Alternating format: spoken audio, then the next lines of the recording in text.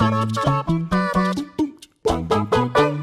everyone, it's Ewan from What Culture Comics, and today, well, we're going to talk some comics. When an industry experiences as many seismic shifts as the comics one, it's only natural that commentators will point towards a few different events that fomented that change. Stan Lee and Jack Kirby's Fantastic Four, Frank Miller's The Dark Knight Returns, Alan Moore and Dave Gibbons' Watchmen all have been optioned on the shortlist, comprising the medium's most important and influential comic books. And yeah, while those books are influential in their own way, Lee and Kirby's for pretty much everything and Moore and Gibbons for, you know, making Watchmen, there is one other that revolutionized DC Comics.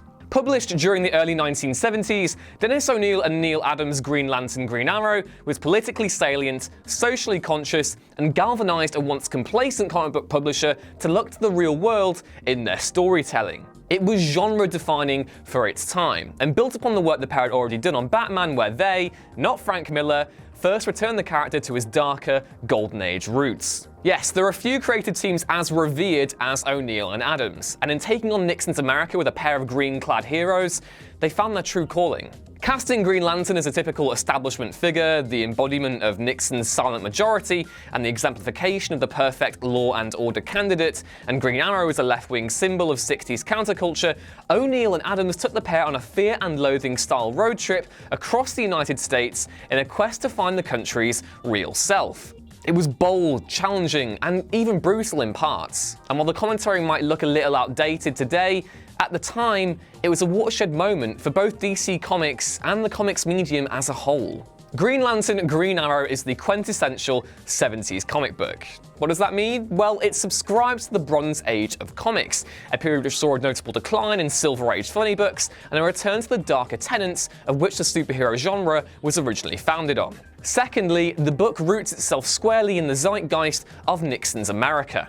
An almost imperceptible malaise had gripped the US, and it manifested in film, TV, and, through Green Lantern Green Arrow, comic books too. Earlier, I referred to the comic as a fear and loathing style road trip across the United States, and while the protagonists of O'Neil's comic are far more averse to drug use than that of Hunter S. Thompson's, they are quite similar. Thompson's revolves around a journey to Las Vegas where the book's two protagonists, Raoul Duke and Dr. Gonzo, embark on a drug-fueled bender to find the American dream.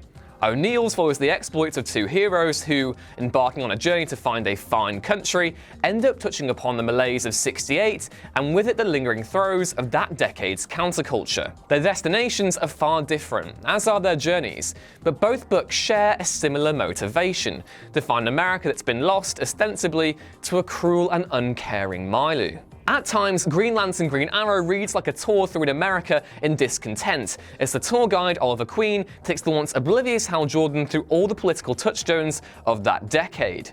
Drug use, liberation movements, authoritarian politics, all are broached by O'Neil in the comic. Yes, and for all this, there are moments where the comic still shows its age. In Snowbirds Don't Fly, Arrow's reaction to the revelation that Speedy, his sidekick, has been using drugs feels particularly outdated. This was also a story both O'Neil and Adams wanted to tell, with both creators having witnessed the effects of drug use firsthand in their own communities. And you can tell throughout the story that it's something they genuinely wanted to do. Important to note, however, is that while Lantern is the subject of Arrow's ire for much of the series, he too embarks on his own journey, one that sees him shift from a deferent establishment-type figure into a true rebel everyone knows him to be today. Despite this being Green Lantern's book, the character is scolded repeatedly by Green Arrow for what he considers to be his establishment background. Hal cedes authority to a group of intergalactic beings and seems vastly more concerned with the struggles of the galaxy than that of his own planet, a fact a passerby in O'Neil's series admonishes him for during an early appearance. Hal came to represent everything old DC failed to address in their older comics, but the journey isn't wasted on him. Over the course of O'Neil and Adams' comic, the Hal of old, a symbol of obedience, authority, and deference, morphed into a rebellious man of conviction who'd rebel against his leaders, the Guardians, more times than not.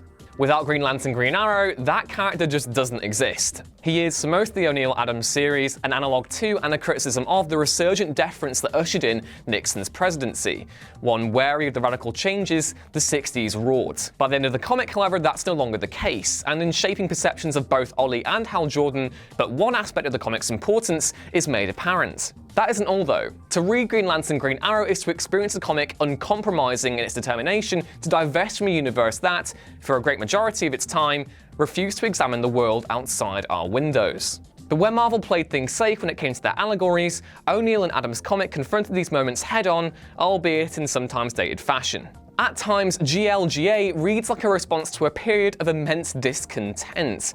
There's a clear emotional current to the comic, and while it can seem almost chaotic in its most exasperated moments, Green Lantern Green Arrow conveys the anxieties of the period in a genuine way. That in itself lends the comic a unique historical importance, but in breaking genre boundaries too, the book's importance is nigh impossible to overstate. Perhaps more innocuous, however, is the way Green Lantern Green Arrow redefined two of DC's most famous characters. Sure, they might lack the appeal of Batman and Superman, but ask anyone today and they'll always point towards these two as being the harbingers of DC's best stories. In any case, Dennis O'Neil and Neil Adams' Green Lantern Green Arrow is one of the most important comics of all time, and DC's definitive Bronze Age work. Congrats, you made it to the end of this comics video. To my left there are two more that you might fancy watching. Beneath you can subscribe as always, and to my right there are two other What Culture channels that you might be interested in looking at.